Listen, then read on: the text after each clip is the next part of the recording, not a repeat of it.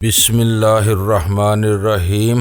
گمنام ہیرو کے معزز ناظرین السلام علیکم۔ آئیے چلتے ہیں کہانی کی طرف۔ پھر اب کیوں بتا رہے ہو اوبر؟ وہ چڑ کر گرائی تھی۔ اس لیے کہ اب میں وہ ٹھکانہ چھوڑ چکا ہوں، کیونکہ ان چاروں میں سے ایک کے پاس آٹو ٹرانسمیٹر تھا جس کے ذریعے جمی لائٹ کو میری کمی گاہ کا علم ہو گیا تھا۔ یہ بتاؤ کہ تم نے اس وقت کیوں رابطہ قائم کیا ہے اوبر؟ چند منٹ پہلے مجھے بھی اسپیس 9 سے نکال کر شہر میں آزاد چھوڑ دیا گیا ہے۔ وہ ایک گہرا سانس لے کر بولی، میری سمجھ میں نہیں آ رہا کہ میرے ساتھ کس قسم کا کھیل کھیلا جا رہا ہے۔ مجھے بغیر کچھ بتائے ایک کار میں بٹھا کر بلائنڈ فولڈ کیا گیا ہے، اور پھر شہر میں ایک جگہ مجھے اتارنے کے بعد میرے کچھ کہنے یا سمجھنے سے پہلے کار تیزی سے آگے بڑھ گئی۔ کیونکہ میری بندھی ہوئی پٹی کھولی تو خود کو شہر کے ایک غیر معروف علاقے میں موجود پایا، جو اس وقت عملاً بالکل ویران پڑا ہوا ہے۔ وہیں سے تم سے بات کر رہی ہوں اوبر۔ بڑی سیدھی سی بات ہے کہ مجھ پر ہاتھ ڈالنے کے لیے تمہیں چارہ بنایا گیا ہے، لیکن صرف سلطان شاہ کا قصہ چل رہا ہے۔ میں نے تم دونوں میں جس سے بھی ملنا چاہا گھیر لیا جاؤں گا۔ جمی لائٹ میرے خلاف اپنے سارے کارڈز بیک وقت کھیلنے پر تل گیا ہے۔ یہ بتاؤ کہ انہیں تمہارے پاس ٹرانسمیٹر کی موجودگی کا علم تو نہیں ہوا تھا اوبر؟ میں نے ایک فوری خیال کے تحت آخری سوال کیا۔ نہیں، وہ مجھے عزت اور احترام سے لائے تھے۔ جمی لائٹ کی بیٹی ہونے کی وجہ سے انہوں نے میری تلاشی بھی نہیں لی، ورنہ میں اس اکلوتے آپریٹر سے بھی محروم ہو جاتی۔ اس وقت تم سے رابطے کا واحد ذریعہ ہے اوبر۔ تم تیزی سے جگہیں بدل کر اندازہ لگانے کی کوشش کرو کہ تمہاری نگرانی تو نہیں کی جا رہی۔ اس کے بعد مجھ سے بات کرنا اوبر۔ میں نے اپنے ذہن میں اگلی حکمت عملی کا ایک نیا خاکہ مرتب کرتے ہوئے اسے مشورہ دیا۔ میں کوشش کرتی ہوں، لیکن اتنا بتا دوں کہ میرے پاس پھوٹی کوڑی بھی نہیں ہے۔ اس وقت بازار اور سڑکیں ویران ہیں۔ بھیڑ باڑ ہوتی تو کسی نہ کسی کو الو بنا کر 1500 فرانک اینٹ سکتی تھی اوبر۔ میرے ساتھ چلنا ہے تو یہ گھٹیا اور بازاری باتیں سوچنا چھوڑ دو، میں نے چڑ کر کہا۔ یہ بتاؤ کہ تم اس وقت گمنام سپاہی کی یادگار والے پارک سے کتنی دور موجود ہو؟ وہاں تک جا سکتی ہو یا اس میں بھی کوئی دشواری ہے اوبر؟ 2-2.5 میل دور ہوگا، مگر میں اتنی دور تو جا سکتی ہوں۔ کیا تم مجھے سلطان شاہ کے پاس بھیجنا چاہ رہے ہو اوبر؟ آخری لمحات میں اس کے لب و لہجے میں حیرت امڈ آئی۔ مجھے خوشی ہوئی کہ وہ فوراً ہی میرا مقصد سمجھ گئی تھی۔ جمی لائٹ نے اپنی دانست میں میرے لیے 2 طرف چارہ لگایا ہے، لیکن تم وہاں پہنچ جاؤ، اس طرح یہ بھی معلوم ہو جائے گا کہ سلطان شاہ کے بارے میں اس کی دی ہوئی اطلاع میں کہاں تک صداقت ہے۔ مالیوں کے سامان کی کوٹھری کا جائزہ لینے کے بعد مجھ سے بات کرنا، پھر میں اگلے پروگرام کے بارے میں کچھ بتا سکوں گا اوبر۔ سلطان شاہ کے بارے میں مجھے کچھ نہیں بتایا گیا، جبکہ اس کی نگرانی کی جا رہی ہوگی۔ میں وہاں پہنچوں گی تو شی کے کارندے اوپر والوں کو خبر دیں گے اور جمی لائٹ سمجھ لے گا کہ میرا تم سے کوئی نہ کوئی رابطہ برقرار ہے اوبر۔ سمجھنے دو، میں نے بے پرواہی سے کہا۔ اگر سلطان شاہ زندہ مل جائے تو اس کے ساتھ نگرانی کرنے والوں کو جل دے کر نکلنے کی کوشش کرنا۔ اس دوران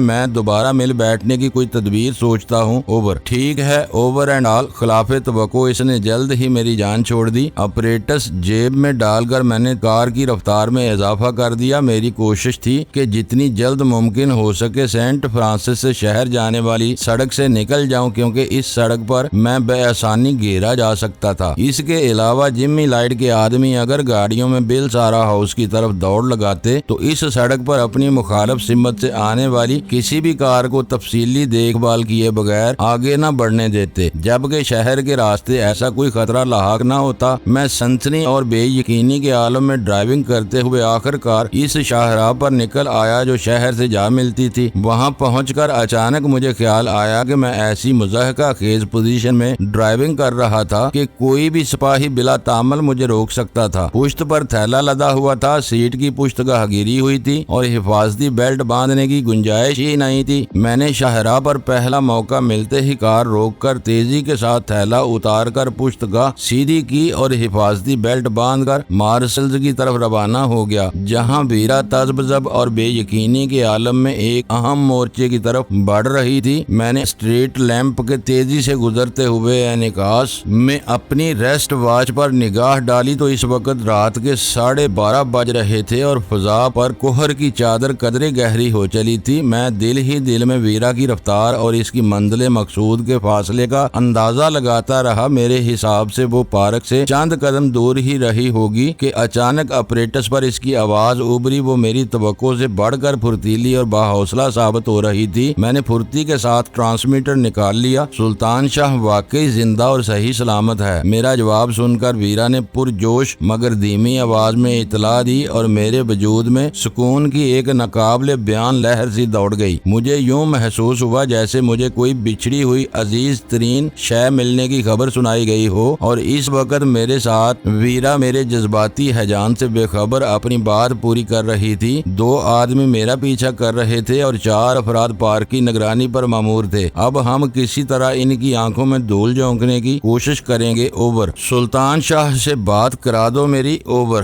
میرا لہجہ یک بیک جذباتی ہو گیا۔ گھاس کھا گئے ہو؟ اس کی غسیلی آواز ابری۔ میں اس وقت ایک ویران پبلک ٹوائلٹ سے بول رہی ہوں اور وہ باہر پہرا دے رہا ہے۔ کوئی بھی ادھر آتا نظر آیا تو وہ سیٹی بجائے گا اور میں سلسلہ منقطع کر دوں گی۔ اس سے کیسے بات کرا سکتی ہوں تمہاری؟ اوور۔ معاف کرنا، مجھے اندازہ نہیں تھا کہ تم اس وقت خلوت میں ہو۔ سلطان شاہ کے زندہ ہونے کی اطلاع ملتے ہی میری زندہ دلی لوٹ آئی تھی۔ وہ تو تنہائی میں ویسے بھی تم سے گھبراتا ہے۔ اوور۔ بالکل جنگلی اور غیر مہذب ہے۔ عورتوں کی دلجوئی تو کسرے شان سمجھتا ہے۔ وہ چڑچڑے لہجے میں بولی۔ میں اسے دیکھتے ہی اضطراری طور پر گلے لگا بیٹھی تھی تو وہ فوراً ہی مجھے جھٹک کر الگ ہو گیا۔ اسے دفع کرو، یہ بتاؤ کہ اب کیا پروگرام ہے؟ اوور۔ تمہیں یقین ہے کہ ان کی تعداد 6 سے زیادہ نہیں ہے؟ اوور۔ ان میں سے کسی نے خود کو چھپانے کی کوشش نہیں کی، البتہ ہم سے دور دور رہے ہیں۔ ان کے تیوروں سے پتہ چل رہا ہے کہ وہ پوری طرح مسلح اور پورا اعتماد ہیں۔ وہ سب ایک دوسرے کے شناسا ہیں اور کئی بار پوزیشنیں بدل چکے ہیں۔ اوور۔ میں اس وقت شاہراہ پر ہوں اور میرے پاس بری ہوئی سب مشین گن بھی موجود ہے۔ یہ بتاؤ کہ میں تم تک کس راستے سے پہنچ سکتا ہوں؟ چوہے بلی کا یہ کھیل جلد ہی ختم ہونا چاہیے۔ اوور۔ تم تو براہ راست ان سے ٹکرانا چاہتے ہو؟ اوور۔ ویرا کی آواز تحیر امیز تھی۔ اس کے علاوہ کوئی متبادل راستہ سمجھ میں نہیں آتا۔ میں نے کہا انہیں زیادہ مہلت دی گئی تو نفری میں اضافہ بھی ہو سکتا ہے، کیونکہ اب تم دونوں یکجا ہو گئے ہو اور جمی لائٹ یہ خبر ملتے ہی ہمارا کھیل سمجھ جائے گا۔ اوور۔ ویرا نے تفصیل کے ساتھ مجھے پارک تک پہنچنے کا راستہ سمجھایا اور پھر رابطہ منقطع کر دیا۔ میں اس کی بتائی ہوئی نشانیوں کے سہارے کار ڈرائیو کرتا رہا۔ جب میرے اندازے کے مطابق چند منٹ کا فاصلہ باقی رہ گیا تو میں نے سب مشین گن کا میگزین چیک کر کے سیفٹی کیچ ہٹایا اور گن گود میں رکھ لی۔ ڈالروں سے بھرا ہوا تھیلا میرے برابر والی نشست پر موجود تھا۔ پھر بھی میں نے احتیاطاً زپ کھول کر بڑے نوٹوں کی چند گڈیاں اپنی جیب میں ڈال لیں تاکہ کسی ہنگامی صورتحال میں ویرا کی طرح بالکل تہی دستی کے عالم میں نہ بھاگنا پڑے۔ جب مجھے فضا میں کوہر میں لپٹا ہوا کنکریٹ کا ایک سربلند ستون نظر آیا تو میرے دل کی دھڑکنیں تیز ہو گئیں۔ میں نے کار کو پارک کے قریب موڑتے ہوئے طے شدہ اشارے کے مطابق 2 مرتبہ ہارن بجایا اور رفتار تیز کر دی۔ چند سیکنڈ کی برق رفتار ڈرائیونگ کے بعد پارک کا دوسرا کونا نظر آیا تو میں نے بریک لگا دیے۔ دیو ہیکل فورڈ مستانگ جہاں تھی اپنے مضبوط سسپینشن پر وہیں جھول کر رہ گئی۔ اسی لمحے دھند میں 2 انسانی حیولے دوڑتے ہوئے نمودار ہوئے۔ میں نے پیسنجر سیٹ کا وسیع عریض دروازہ کھول دیا۔ وہ دونوں شاید 2 دروازوں والی کار کے لیے تیار نہیں تھے، اس لیے اگلی نشست پر ہی ایک دوسرے پر آ گرے۔ پھر اس سے قبل کے دروازہ بند کیا جاتا فضا فائرنگ کے شور سے لرز اٹھی۔ گولیاں کئی سمت سے آئی تھیں۔ فائر کرنے والے بلا کے نشانہ باز تھے کیونکہ کار کی باڈی سے کئی گولیاں ٹکرائی تھیں۔ ویرا اچھل کر عقبی نشست پر چلی گئی اور سلطان شاہ نے میری گود سے اسٹین گن اٹھا لی۔ اس اثنا میں میں نے کار کو نہایت تیزی سے دوڑا دیا۔ سڑک پر ٹائر چیخ اٹھے، دروازہ پرشور آواز کے ساتھ بند ہوا اور سلطان شاہ نے حیرت ناک صورت کے ساتھ شیشہ گرا کر اندر سے سب مشین گن کا فائر کھول دیا۔ اس کا اندازہ اتنا درست تھا کہ پہلے ہی برسٹ کے نتیجے میں فضا 2 دلدوز انسانی چیخوں سے لرز اٹھی۔ اسی کے ساتھ کار کا ایک پچھلا ٹائر کان پھاڑ دینے والے دھماکے سے پھٹ گیا۔ پچھلا ٹائر ناکارہ ہونے کی وجہ سے سٹیئرنگ پر ایک جھٹکے کے علاوہ کوئی اثر نہیں پڑا، البتہ باڈی کو جھٹکے لگنے شروع ہو گئے۔ لیکن اس وقت رکنا یا رفتار کم کرنا موت کو دعوت دینے کے برابر تھا۔ سلطان شاہ مختصر وقفوں سے سمت بدل بدل کر ہلکے برسٹ مار رہا تھا تاکہ میگزین بدلے بغیر ہی ہم اس محاذ سے نکل جائیں۔ رفتار بڑھاؤ۔ اچانک ویرا حلق کے بل ذہنی انداز میں چیخی اور میں نے رفتار والا پیڈل پوری قوت کے ساتھ کار کے پائیدان میں گھسیٹ دیا۔ انجن غضبناک آواز میں گرایا اور کار اچھلنے کے ساتھ ہی رفتار یک بیک تیز ہو گئی۔ اسی وقت داہنی جانب سے کوئی شے اڑتی ہوئی ہمارے پیچھے سڑک پر گری اور ہولناک دھماکے سے پوری کار لرز کر رہ گئی۔ یوں محسوس ہوا تھا جیسے شدید زلزلہ آ گیا ہو۔ عقب نما آئینے میں پیچھے کثیف دھواں اور شعلے نظر آ رہے تھے۔ آئینے میں وہ منظر دیکھ کر میں اپنی جگہ پر لرز کر رہ گیا۔ اگر ویرا نے بروقت وارننگ نہ دی ہوتی تو پل بھر کی تاخیر سے ہم تینوں کے چیتڑے اڑ گئے ہوتے، کیونکہ پھٹنے والا آتش گیر بم بہت زیادہ طاقتور ثابت ہوا تھا۔ پھر میرے کانوں میں سب مشین گن کے کھٹکے کی آہنی گونج آئی اور میں مضطرب ہو گیا، کیونکہ گن کا میگزین خالی ہو چکا تھا۔ ویرا بھی اس صورتحال کو سمجھ گئی اور اس نے عقبی پائیدان سے نیا بھرا ہوا میگزین اٹھا کر سلطان شاہ کی طرف بڑھا دیا۔ ہماری کار پر فائرنگ جاری تھی، لیکن ہم ان کی زد سے تقریباً باہر آ چکے تھے۔ پیچھے پھر اسی شدت کا ایک اور دھماکہ ہوا۔ ان دونوں کی نگرانی کرنے والے مایوسی اور بے بسی کے عالم میں اپنا اسلحہ برباد کرنے پر تل گئے تھے، تاکہ اپنے آقاؤں کو یقین دلا سکیں کہ اپنی پوری قوت صرف کر ڈالنے کے باوجود اپنے حریفوں کو روکنے میں کامیاب نہ ہو سکے۔ تھیلے میں رقم ہے، اسے اپنی کمر سے باندھ لو۔ فائرنگ کے شور سے دور نکل آنے کے بعد میں نے سلطان شاہ سے کہا، اسے تو تم نے گیسٹ ہاؤس میں بری طرح گھیر لیا تھا، پھر وہ نکل جانے میں کیسے کامیاب ہو گیا؟ سلطان شاہ نے تھیلا سنبھالتے ہوئے حیرت امیز لہجے میں مجھ سے سوال کیا۔ میری حماقت کہہ لو، میں نے ایک گہرا سانس لے کر کہا۔ لمبی کہانی ہے، ذرا فرصت سے سناؤں گا۔ پیچھے ایک کار آ رہی ہے، ویرا کی آواز پر میں نے سر اٹھایا تو عقب نما آئینے میں دھندلائے ہوئے 2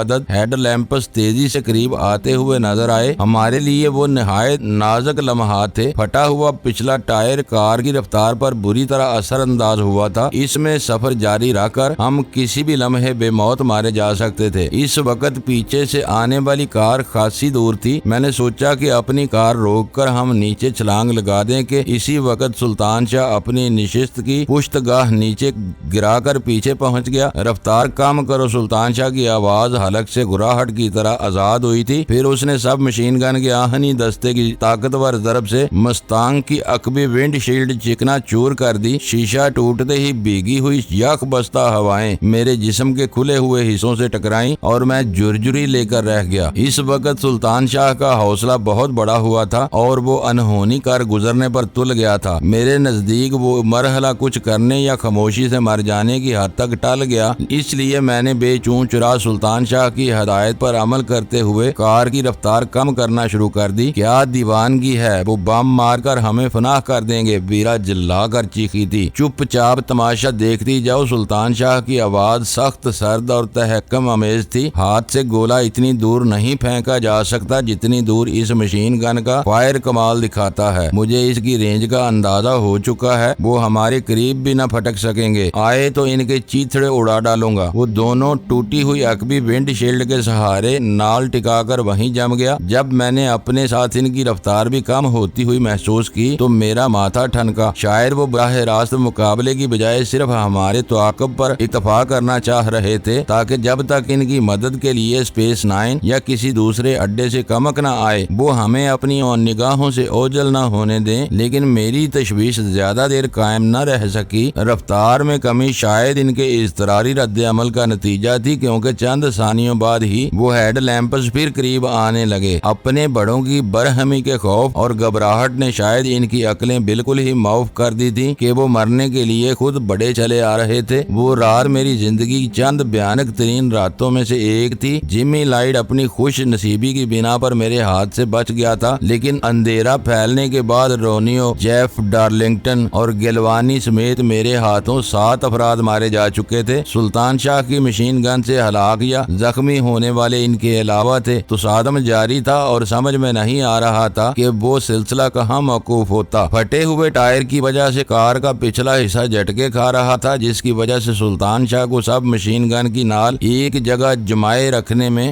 دشواری ہو رہی تھی، لیکن پھر بھی وہ اپنی جگہ ڈٹا ہوا تھا۔ پھر جو ہی پچھلی کار اس کے اندازے کے مطابق رینج میں آئی، اس نے ان پر جہنم کا دانہ کھول دیا۔ چیخوں کی تعداد 4 سے کہیں زیادہ تھی۔ کربناک آوازوں سے اندازہ ہو گیا تھا کہ سب ہی بری طرح زخمی ہوئے تھے۔ سہل موت ان میں سے کسی کا مقدر نہ بن سکی تھی۔ سلطان شاہ کسی وقفے کے بغیر تسلسل کے ساتھ میگزین خالی ہونے تک فائر کرتا رہا اور آخر کار پیچھے آنے والی کار کی روشنیاں ڈگمگا کر یک لخت ایک طرف گھوم گھوم گئیں۔ شاید ان میں سے کوئی بھی اسٹیئرنگ یا کار کو سنبھالنے کے قابل نہیں رہا تھا۔ کمال کر دیا ہے، بارود کی بو اور گمبھیر فضا میں ویرا کی تحسین امیز آواز ابھری۔ جی چاہتا ہے کہ تمہارے ہاتھ چوم لیے جائیں، میرے ہاتھوں پر رحم کرو۔ سلطان شاہ کی کھردری آواز سنائی دی۔ تم نے ایک بار انہیں چوم لیا تو پھر زندگی بھر کسی دشمن پر نہ اٹھ سکیں گے۔ میں عورتوں کی انہی عادتوں سے گھبراتا ہوں، پتہ نہیں اپنی ماں کو کیسے برداشت کرتے ہوگے تم۔ ویرا نے اپنی توہین پر بجا طور پر سلگ اٹھی۔ عورت! سلطان شاہ بھی بفر گیا۔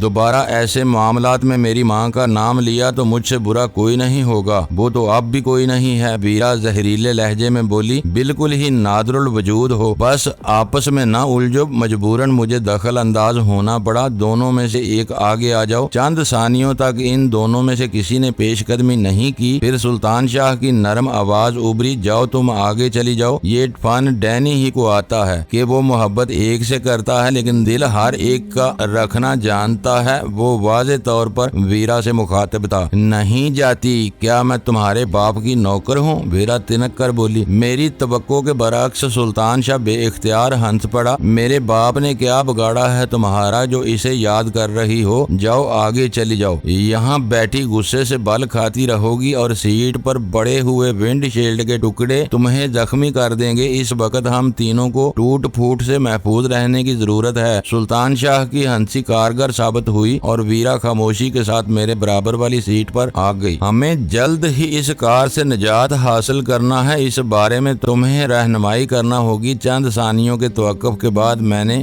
جمود توڑنے کی نیت سے ویرا کو مخاطب کیا۔ پھٹے ہوئے ٹائر کے ساتھ ڈرائیونگ کرتے دیکھ کر کہیں بھی کوئی سپاہی روک سکتا ہے، پھر شاید شی والے بھی اس مستانگ کی تلاش میں نکل کھڑے ہوں۔ اگلے چوراہے سے گاڑی داہنی طرف موڑ لینا، کار چھوڑ کر تھوڑی دور چلیں گے تو ٹیکسیاں نظر آ سکتی ہیں۔ وہ بولی، اتنی رات گئے مارسلز جیسے شہر میں ٹیکسیاں؟ سلطان شاہ اپنی زبان پر قابو نہ رکھ سکا۔ اسے بتاؤ کہ مارسلز فرانس کی ایک معروف بندرگاہ ہے اور یہاں ہر وقت ہزاروں غیر ملکی ملاح مختصر سی مدت کے لیے موجود رہتے ہیں۔ ویرا براہ راست اسے جواب دینے کی بجائے مجھ سے بولی، ان کی دل بستگی کے لیے یہیں کہیں ریڈ لائٹ ایریا ہے جہاں رات بھر چہل پہل رہتی ہے اور ٹیکسیاں بھی ملتی ہیں، لیکن سوال یہ ہے کہ ٹیکسی لے کر ہم جائیں گے کہاں؟ میں نے سنجیدگی کے ساتھ پوچھا۔ اس شہر میں ہم شی والوں سے کہیں بھی نہیں بچ سکتے۔ آج جمی لائٹ نے شاید اپنی زندگی کا بدترین دن گزارا ہے۔ مچھلی اس کے ہاتھ آئے بغیر کانٹے سے چارہ نکال لے گئی، وہ ہماری تلاش میں کوئی کسر نہیں چھوڑے گا۔ کیوں نہ ہم قانون کی پناہ لے لیں؟ سلطان شاہ نے روا روی، اول تو خود ہمارے ہاتھ صاف نہیں ہیں، شہر میں قتل و غارت گری کا بازار گرم ہے، ہم آرام سے کسی نہ کسی واردات میں ملوث کر لیے جائیں گے۔ میں نے کہا، پھر تم انسپیکٹر سائمن بولیتھو کو بھی بھول رہے ہو، نہ جانے شہر کے اور کتنے افسر شی کے تنخواہ دار ہوں گے۔ شی کے ایما پر وہ ہمیں قانون کی تحویل سے اٹھا کر جمی لائٹ کے قدموں میں ڈال دیں گے۔ قانون کی ایسی بے بسی تو ہم نے اپنے ملک میں بھی نہیں دیکھی۔ وہ بڑبڑایا، یہ تو پھر یورپ ہے، چھوٹے مجرموں کے لیے یہاں قانون اور اس کے نگہبان بہت سخت ہیں۔ ویرا نے گفتگو میں حصہ لیتے ہوئے کہا، منظم جرائم کے لیے یہاں برسوں محنت اور منصوبہ بندی کی جاتی ہے، اس لیے سب درا رہ جاتا ہے۔ پتہ نہیں سائمن جیسے نیک نام اور ہار دل عزیز پولیس افسر کو کن حالات میں اور کیسے خریدا گیا ہوگا۔ اپنے مقاصد کے حصول کے لیے اعلیٰ افسروں اور سرکاری اہلکاروں کو بلیک میل کرنے کے لیے شی میں ایک علیحدہ سیل قائم ہے جو ہر اہم افسر کی کمزوریوں کا تصویری اور دستاویزی ریکارڈ رکھتا ہے۔ ضرورت پیش آنے پر متعلقہ افسر کو اس مواد کے سہارے جھکنے پر مجبور کر دیا جاتا ہے۔ ان باتوں کا تجزیہ بعد میں بھی ہو سکتا ہے، فی الحال جو مسئلہ درپیش ہے اس کا حل سوچو۔ میں نے ویرا کا فکرہ مکمل ہوتے ہی اس کی بات اچک لی، ورنہ وہ اس وقت تقریر کے موڈ میں آ چکی تھی۔ ہوٹل مخدوش ہیں، شہر میں کوئی شناسا نہیں، سمجھ میں نہیں آتا کہ کدھر جائیں۔ ویرا تشویش آمیز لہجے میں بولی، بس ایک ہی صورت نظر آتی ہے کہ فائر کیمپ کے حادثے کے نتیجے میں جو متعدد عمارات تباہ ہوئی ہیں ان میں سے کسی کے ویران کھنڈرات میں پناہ لی جا سکتی ہے، لیکن وہاں ہمیں قرب و جوار میں رہنے والوں کی نظروں سے بچنے کے لیے بہت محتاط رہنا ہوگا۔ یوں ہی قید رہنا ہے تو اس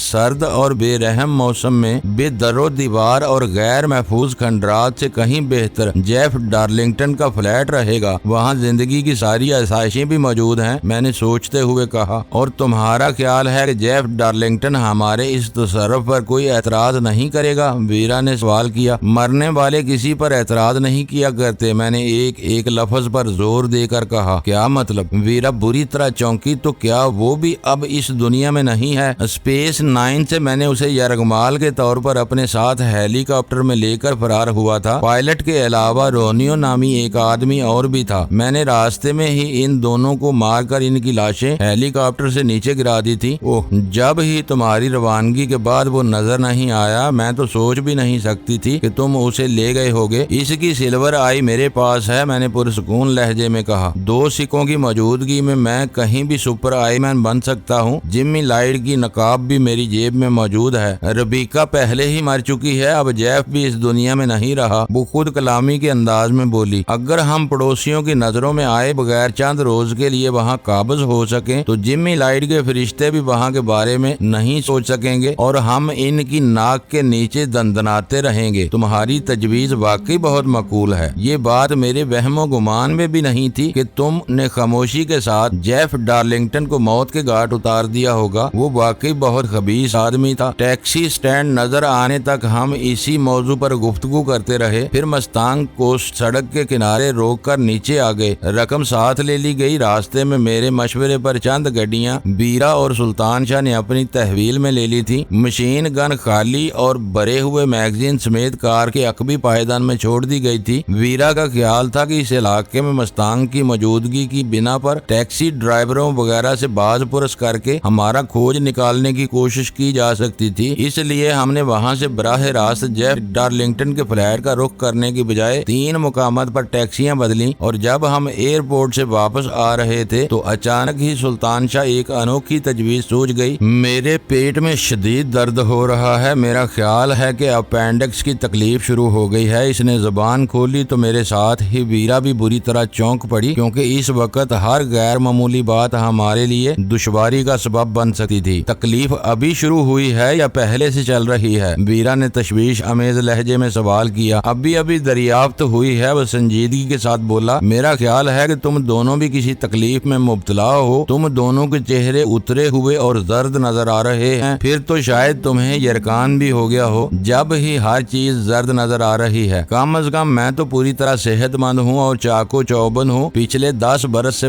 کوئی بیماری مجھے چھو کر نہیں گزری۔ ویرا سلطان شاہ کے بارے میں یک بیک بہت زیادہ پریشان نظر آنے لگی تھی، کیونکہ اس مرحلے پر ہم تینوں میں سے کسی ایک کی مجبوری باقیہ دونوں کے لیے بھی مسئلہ بن سکتی تھی۔ میں بھی بالکل ٹھیک ٹھاک ہوں، میں نے کچھ سمجھے بغیر کہا۔ تم کیا محسوس کر رہے ہو؟ کچھ بھی نہیں، وہ بولا۔ کافی سوچنے کے بعد اپینڈکس دریافت کر سکا ہوں۔ تم دونوں بھی غور کرو تو اپنے لیے بیماریوں کا انتخاب کر سکتے ہو۔ اس طرح کہیں قید ہونے کی بجائے ہم آرام سے 2-3 دن کسی اسپتال میں گزار سکیں گے۔ اس کی بات کا مفہوم سمجھتے ہی ویرا خوشی سے اچھل پڑی، لیکن ٹیکسی ڈرائیوروں کی موجودگی کی وجہ سے اپنے لب و لہجے کو قابو میں رکھتے ہوئے بولی، بہت آسان اور لاجواب تجویز ہے، لیکن تمہیں اپنے لیے کسی اور بیماری کا انتخاب کرنا ہوگا۔ اپینڈکس کا نام لیا تو فوراً ہی تمہارا آپریشن کر دیا جائے گا۔ یورپ میں سرجری اس قدر رائج ہو گئی ہے کہ معالج اپنے مریض کو عام طور پر زیادہ سوچنے سمجھنے کا موقع ہی نہیں دیتے۔ ہمیں ایسی بیماریوں کے بارے میں سوچنا چاہیے جن میں آپریشن کا دخل بھی نہ ہو اور ہمارا جھوٹ بھی نہ پکڑا جا سکے۔ اس ترکیب میں کسی خطرے کا امکان تو نہیں ہے، لیکن ہم تینوں کا یکجا ہونا مناسب نہیں ہوگا۔ یادگاری پارک والے واقعے کے جمی لائٹ کے آدمی 3 کی ہر ٹولی کو پرکھنے کی کوشش کریں گے، میں نے سوچتے ہوئے کہا۔ بیمار تم دونوں ہی بنو گے، ہمارے پاس رقم کی کوئی کمی نہیں ہے، اس لیے تمہیں رئیس زار ظاہر کر کے میں تمہاری خدمتگار بن سکتی ہوں۔ مارسلز میں ایسے کئی نجی ہسپتال جہاں سویٹ مل جاتے ہیں، ویرا کہنے لگی۔ تم فائر کیمپ کا واقعہ بول رہی ہو؟ میں نے اس کی بات کاٹ کر کہا۔ اسپتالوں میں زخمیوں کے لیے جگہ باقی نہیں رہی تھی، انہیں دوسرے شہروں میں بھیجا گیا تھا، ہمیں آسانی سے جگہ نہیں مل سکے گی۔ وہ ہنگامی اور وقتی صورتحال تھی، ویرا بولی۔ بیشتر زخمیوں کو اسی وقت یا دوسرے دن چھٹی دے دی گئی تھی۔ اسپتال میں جگہ حاصل کرنا میرا کام ہے، تم ایک بار تجویز کے بارے میں اپنا فیصلہ دو، باقی کام میں خود دیکھ لوں گی۔ یوں ہم نے مارسلز کے کسی اسپتال میں پناہ لینے کا فیصلہ کر لیا اور اسی ٹیکسی میں جیف ڈارلنگٹن کے فلیٹ سے تھوڑے فاصلے فاصلے پر واقع ایک ہسپتال میں پہنچ گئے۔ راستہ تبدیل نہ ہونے کی وجہ سے ٹیکسی ڈرائیور کو ہم پر کوئی شبہ نہیں ہوا اور وہ ڈالروں کی صورت میں کرایہ اور بخشش لے کر ممنونیت کا اظہار کرتا ہوا روانہ ہو گیا۔ ہسپتال میں ویرانی ترجمانی کے بہانے ساری ذمہ داری اپنے سر لے لی اور وہاں فی البدیہہ جو کچھ جھوٹ بولتی رہی اس کے متن سے ترجمانی کے بہانے ہم دونوں کو آگاہ کرتی رہی۔ ہسپتال میں اس نے سلطان شاہ کو اس کے پاسپورٹ کے مطابق ہندی نژاد ظاہر کیا تھا، لیکن یہ اضافہ کر دیا کہ وہ ایک سرفراہ مہم جو تھا جو خاندانی دولت برباد کرنے کے لیے یورپ کی خاک چاندتا پھر رہا تھا۔ میں پیٹر واک اس کا مقامی معاون تھا اور ویرا کا کام سلطان شاہ کے مشاہدات کو قلم بند کرنا تھا جنہیں وہ واپسی پر کتابی صورت میں شائع کرنا چاہتا تھا۔ اس نے مجھے احتلاج قلب کا مریض ظاہر کیا تھا جبکہ سلطان شاہ کو موسم کی بنا پر اعصابی درد میں مبتلا بتایا۔ یہ دونوں تکالیف ایسی تھیں جن کا اپنے طور پر سراغ لگانا مشکل تھا۔ بیشتر مریض کے بیان کا انحصار کرنا پڑتا ہے۔ اختلاجی کیفیت آری ہو تو مشینوں کے ذریعے بہت کچھ معلوم کیا جا سکتا ہے، لیکن اس سے قبل یا بدیر اس کی تشخیص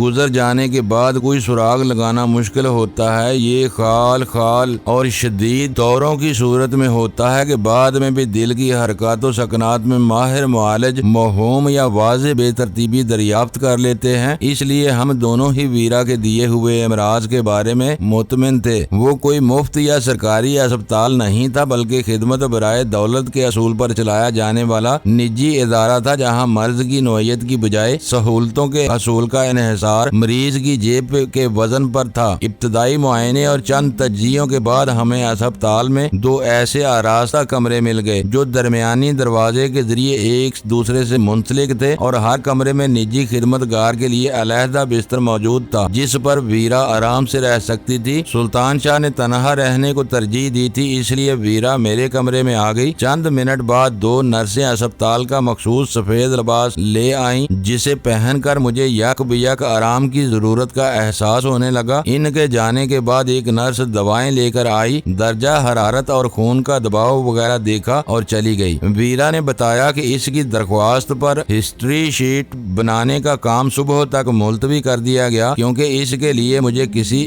جونیئر ڈاکٹر کے بہت سے سوالوں کے جواب دینے پڑتے اور رات یوں ہی کالی ہو جاتی۔ میں نے درمیانی دروازے سے سلطان شاہ کے کمرے میں جا کر جائزہ لیا تو وہ بھی اسپتال کے لباس میں آ چکا تھا۔ مجھے دیکھ کر وہ احمقانہ انداز میں مسکرایا اور بستر سے اتر کر صوفے پر دراز ہو گیا۔ یہاں کوئی گڑبڑ ہوئی تو ہمیں اپنا لباس چھوڑ کر اسی سفید کفن میں بھاگنا پڑے گا اور ہم ہر طرف تماشا بن جائیں گے۔ وہ میرا جائزہ لے کر مسکراتے ہوئے بولا، وہ بعد کی بات ہے، یہ تو بتاؤ کہ گیسٹ ہاؤس میں کیا ہوا تھا؟ میں نے تو تمہاری فاتح پڑھ لی تھی، میں نے اس کے برابر میں بیٹھتے ہوئے کہا اور اسی وقت ویرا بھی میرے تعاقب میں اسی کمرے میں آ گئی۔ گیسٹ ہاؤس میں سب کچھ توقع کے عین مطابق ہوا۔ جب جمی لائٹ اوپر آیا تو میں نے اسے دیکھتے ہی فائر کر دیا۔ میرا نشانہ خطا ہونے پر وہ میری طرف لپکا لیکن میں نے دروازہ بند کر کے اندر سے بلٹ کر دیا۔ وہ کچھ دیر تک دروازے پر زور آزمائی کرتا رہا۔ اس دوران میں عمارت میں آگ پھیلنے لگی اور وہ دروازے سے ہٹ گیا۔ پھر تم کہاں سے نکلنے میں کامیاب ہوئے؟ میں نے سوال کیا۔ دروازے سے نکلنے میں جمی لائٹ سے دوبارہ ٹکراؤ کا خدشہ تھا، اس لیے میں کھڑکی سے چھجے پر اترا اور پھر باہر پھیلی ہوئی بھیڑ میں شامل ہونے میں کامیاب ہو گیا۔ وہ بتانے لگا، مجھ سے غلطی یہ ہوئی کہ اس مارکے کے انجام دیکھنے کے لیے میں وہیں رکا رہا۔ جب پولیس اور فائر بریگیڈ کے عملے نے راستہ بنانے کے لیے بھیڑ ہٹائی تو میں بھی وہاں سے روانہ ہو گیا۔ اس وقت میرے ذہن میں کوئی ٹھکانہ نہیں تھا، نہ ہی پروگرام کے مطابق تم نظر آئے تھے، اس لیے میں بے مقصد چلتا رہا۔ اس دوران میں ایک جگہ میرا تعاقب شروع ہو گیا اور میں نے اپنی دانست میں جدوجہد کے بعد پیچھا کرنے والوں کو